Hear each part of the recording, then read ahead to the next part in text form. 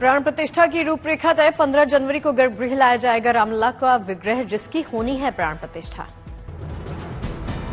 16 जनवरी से विग्रह के अधिवास का अनुष्ठान भी शुरू हो जाएगा, जो कि प्राण प्रतिष्ठा का विधान माना जाता है।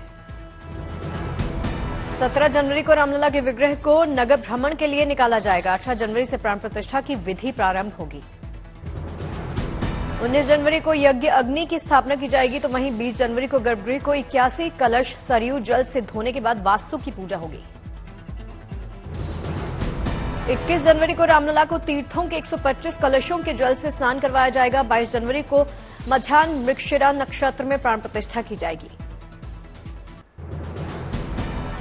अयोध्या में दिखने लगी दिवाली जैसी दिव्यता। प्रधानमंत्री नरेंद्र मोदी के आगमन पर देशी विदेशी फूलों से महक उठेगी रामनगरी। अयोध्या के गली चौराहों से लेकर सड़कें तक रोशनी से जगमग दिखाई देने लगी। श्रद्धालुओं की दिनों दिन बढ़ती जा रही संख्या। मंदिर निर्माण में अब तक 392 पिलर, 44 गेट, नागर शैली की वास्तुकला की झलक देखने को मिल रही है। मुख्य मंदिर तक पहुंचने के लिए 32 सीढ़ियां बनकर तैयार। राम मंदिर में कुल 5 गुंबद बनाए जाने हैं, जिनमें से 3 गुंबद भी बनकर तैयार हैं, जबकि चौथे गुंबद का काम अभी फिलहाल चल रहा है। मंदिर निर्माण से जुड़े प्रोजेक्ट पूरे होने में अभी 2 साल और लग सकते हैं। 2026 तक अयोध्या और राम मंदिर की दिव्यता और भव्यता पूरे देश दुनिया को देखने को मिल जाएगी।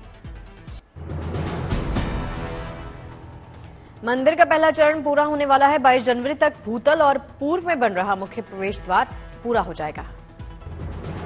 मंदिर परिसर में 6 और मंदिर बनाए जा रहे हैं। सिंह द्वार से राम मंदिर में प्रवेश करने से पहले पूर्वी दिशा में एक मुख्य द्वार होगा, जहां से श्रद्धालु परिसर में आएंगे।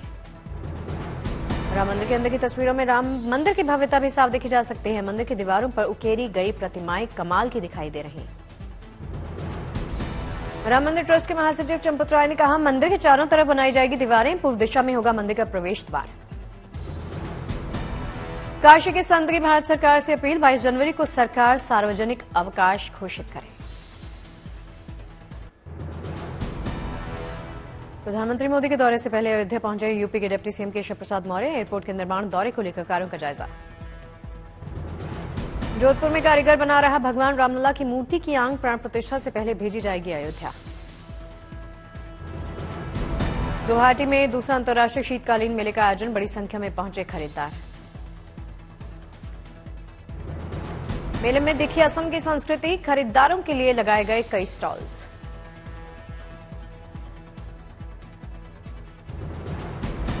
मुंबई में पुलिस ने यातायात अभियान के लिए विराट कोहली की तस्वीर का कर रही उपयोग। पुलिस ने सभी चौराहों पर लगाए विराट के पोस्टर।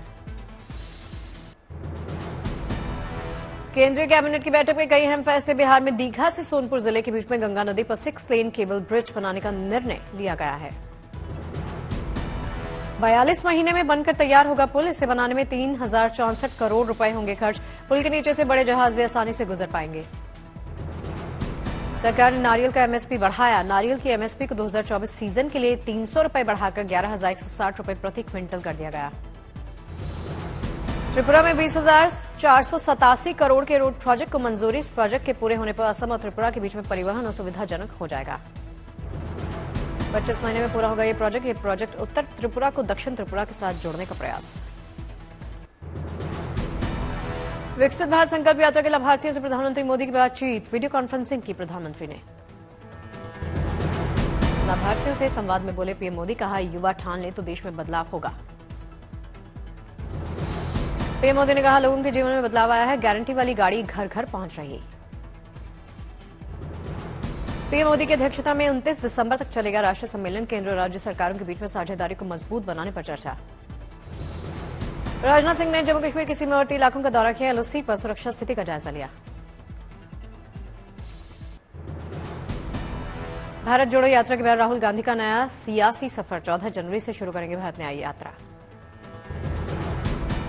मणिपुर से भारत न्याय यात्रा का शुभारंभ होगा। राहुल गांधी पैदल और बस से करेंगे सफर। 14 जनवरी को कांग्रेस अध्यक्ष खड़गे भारत न्याय यात्रा को दिखाएंगे हरी झंडी। राहुल गांधी भारत न्याय यात्रा में 6200 किलोमीटर का सफर करेंगे तय। 14 राज्यों के 85 जिले से गुजरेगी राहुल गांधी की न्याय यात्रा। 20 मार्च तक चलेगी। भारत न्याय यात्रा निकालने वाली है। 14 जनवरी से लेकर 20 मार्च तक 6,200 किलोमीटर लंबी भारत न्याय यात्रा 14 राज्यों से गुजरेगी। कुश्ती संघ और पहलवानों के विवाद के बीच में हरियाणा के बहादुरगढ़ पहुंचे कांग्रेस नेता राहुल गांधी। पहलवानों के साथ की मुलाकात। राहुल गांधी ने बजरंग पुनिया समेत कई पहलवानों के साथ में मुलाकात। बजरंग पुनिया और दीपक ने वीरेंद्र अखाड़े से ही की थी अपने दंगल के सफर की शुरुआत। कुश्ती की उन्होंने और की एक्सरसाइज की बिल्कुल आपके साथ किया, मेरे साथ ही कर रहे थे। तो क्या खास देखने आए थे वो जो आप लोगों के? वो ये देखने आए थे कि भाई जो एक खिलाड़ी होता है उनका जीवन कैसे होता है, कि रेसलिंग का जीवन कैसे होता है। पहलवानों ने राहुल को खेतों की ताजा मूली भेंट की। पहलवानों के साथ खिंचवाई तस्वीर। रोहतक में भी जा रहे राहुल गांधी। देव कॉलोनी में स्थित मेहर सिंह अखाड़े में पहलवानों से करेंगे संवाद। मुस्लिम लीग जम्मू कश्मीर मसरत आलम गुट पर केंद्र सरकार ने लगाया प्रतिबंध। अमित शाह का ट्वीट, देश विरोधी गतिविधियों की वजह से यूएपीए के तहत एक्शन। फारूक अब्दुल्ला के कश्मीर के गाजा जैसे हालात वाले बयान पर भड़के गिरिराज सिंह। फारूक की पाकिस्तान से बातचीत की नसीहत को खारिज किया। गिरिराज सिंह ने कहा, कश्मीर हमारा है, हम वहां कर रहे हैं विकास, ऐसे कि दूसरे से क्या करना बात। राम मंदिर निर्माण पर बोले सांसद संजय राउत। कहा, हम हिंदुत्व के भगौड़े नहीं, हम आखिरी तक लड़ते रहे हैं। उद्धव के बयान पर बोले केंद्रीय मंत्री नारायण राणे। कहा, राम मंदिर को देखकर उद्धव के पेट में दर्द हो रहा है।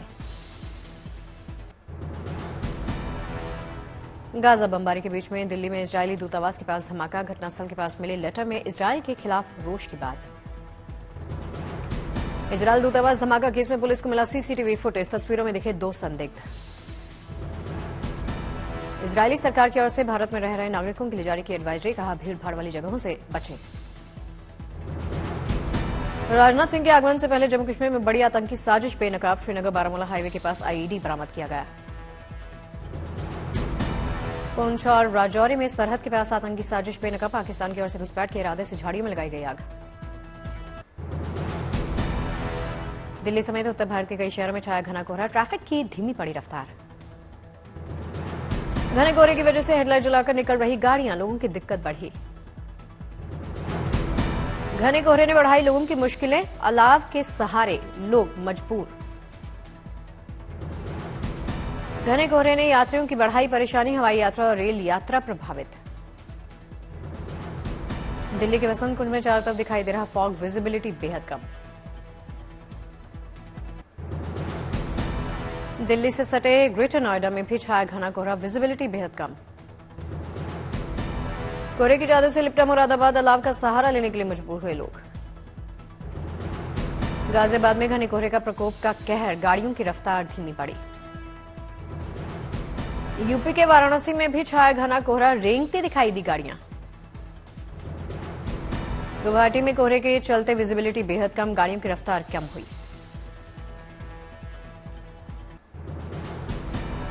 मुंबई में मानद डॉक्टरेट पुरस्कार समारोह का आयोजन किया गया। महाराष्ट्र के उप मुख्यमंत्री शामिल हुए।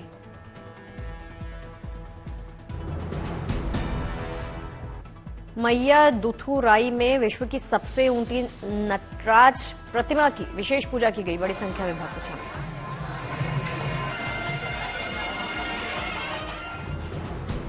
दिल्ली में गणतंत्र दिवस की तैयारियां शुरू। कर्तव्य पथ पर गणतंत्र दिवस परेड की रिहर्सल शुरू। अमृतसर में फूलों की खेती कर किसान कर रहे लाखों की कमाई। आसपास के लोगों के लिए बने प्रेरणा। मुंबई पुलिस ने हॉर्न ना बजाने का संदेश फैलाने के लिए स्कूलों और मदरसों के छात्रों को किया तैनात। बच्चों ने बेवजह हॉर्न ना बजाने का दिया संदेश। सीएम एकनाथ शिंदे आज चंद्रपुर में 67वें नेशनल स्कूल एथलीट्स टूर्नामेंट का करेंगे शुभारंभ। मुख्यमंत्री एकनाथ शिंदे ठाणे में आयोजित कल्याण महोत्सव में शामिल हुए। कलाकारों ने लावणी डांस किया। हिसार के आदमपुर से विधायक भव्य बिश्नोई की शादी के रिसेप्शन में पहुंचे कई बड़े नेता। उपराष्ट्रपति जगदीप धनखड़ भी पहुंचे। सीएम भूपेंद्र पटेल ने गुजरात को दी 266 करोड़ की 18 परियोजनाओं की सौगात। अत्याधुनिक सुविधाओं से लैस नवनिर्मित आइकॉनिक बस पोर्ट का भुज में किया लोकार्पण। दिल्ली में गृह मंत्री अमित शाह ने पंडित जसराज पर डाक टिकट जारी किया। पंडित जसराज के समारोह के 50 साल पूरे होने की स्मृति में जारी किया डाक टिकट। लातेहार में पुलिस को मिली बड़ी कामयाबी, हथियार और कारतूस के साथ एक नक्सली अरेस्ट। बिहार के हाजीपुर में पुलिस ने की बड़ी कार्रवाई, गुजरात से बिहार लाई गई एक ट्रक नकली नमक उससे जब्त किया। उधम सिंह नगर में पुलिस ने की बड़ी कार्रवाई, गोलीकांड में फरार 4 बदमाशों को अरेस्ट किया। सहरसा में आबकारी विभाग ने छापेमारी में भारी मात्रा में देसी शराब जब्त की, एक शराब कारोबारी भी मिला। बाराबंकी में पुलिस को बड़ी कामयाबी हाथ लगी, हनुमान मंदिर में चोरी करने वाले 3 चोरों को पुलिस ने गिरफ्तार किया। ग्लोबल मार्केट कैप में भारतीय शेयर मार्केट की हिस्सेदारी बढ़कर 3.8% हुई। हांगकांग के शेयर मार्केट से अंतर एक साल पहले के 1.9 लाख करोड़ डॉलर से घटकर महज 500 अरब डॉलर। इस साल जनवरी नवंबर के बीच में भारतीय म्यूचुअल फंड्स के AUM में 24% का उछाल दर्ज किया गया है। दिसंबर में देसी स्टार्टअप्स को सुस्त माहौल के बीच में साल का सबसे बड़ा निवेश मिला। ट्रैक्शन के डाटा के मुताबिक दिसंबर में स्टार्टअप्स को 1.5 अरब डॉलर की फंडिंग मिली। व्यापार घाटे में कमी आने से दूसरी तिमाही में भारत का चालू खाते का घाटा 1% कम रह गया है। जोमैटो की सालाना रिपोर्ट में इस साल बिरयानी, पिज्जा, नूडल्स, बाउल रही सबसे ज्यादा ऑर्डर की जाने वाली डिशेस। मुंबई में एक शख्स ने 2023 में रोजाना औसतन 9 ऑर्डर करके किया top. Reserve bank of India के मुताबिक अक्टूबर में 21 महीने के उच्चतम स्तर पर पहुंचा प्रत्यक्ष विदेशी निवेश। वित्त मंत्री निर्मला सीतारमण बैंकों के वित्तीय प्रदर्शन की समीक्षा के लिए सरकारी बैंकों के मुखियाओं के साथ बैठक करेंगी। अप्रैल सितंबर के दौरान सरकारी बैंकों ने 68,500 करोड़ रुपए का मुनाफा किया।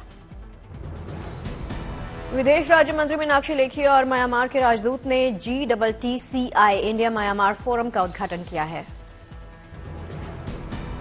यूट्यूब चैनल पर 2 करोड़ सब्सक्राइबर्स के साथ नेताओं की लिस्ट में सबसे आगे निकले प्रधानमंत्री मोदी, दूसरे नंबर पर ब्राजील के पूर्व राष्ट्रपति मौजूद। डीप फेक वीडियो को लेकर सरकार ने जारी की दूसरी एडवाइजरी, सोशल मीडिया प्लेटफॉर्म से कहा IT नियमों का पालन करें।